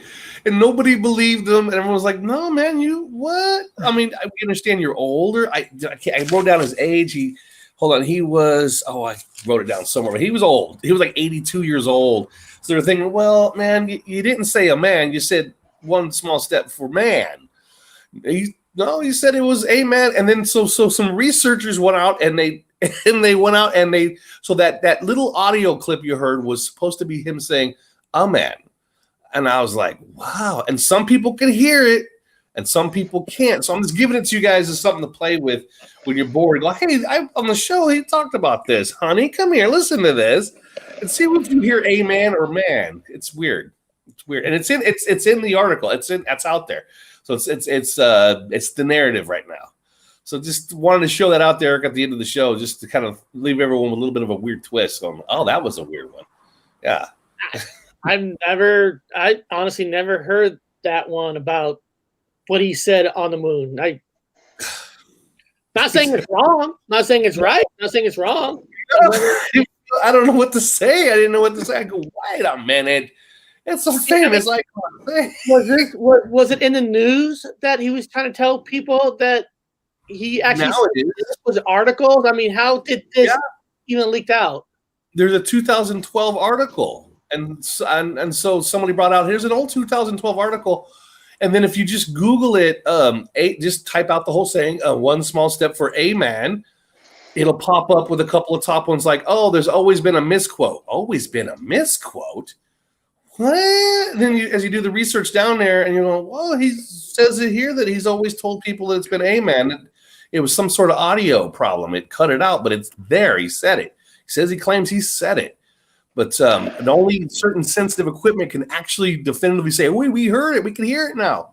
It's a man. I'm like, what? I don't know if this is fake news or what. But it's something to chat about at the water cooler for people just to have. I would throw it in there real quick at the show. Mm-hmm. Add a little salt on the show. I love salt. Yeah. I mean, there's probably people in the chat right now thinking we're crazy talking about Bigfoot. Like, I mean, it's all believing what you believe and what kind of research you're searching. And, at the end of the day, it's up to you on what you think is true and what's not. Yeah, I always give people ideas. Go ahead. I think a curious person has a curious mind and it gets curious about a lot of different things. Yeah. A curious mind is an open one.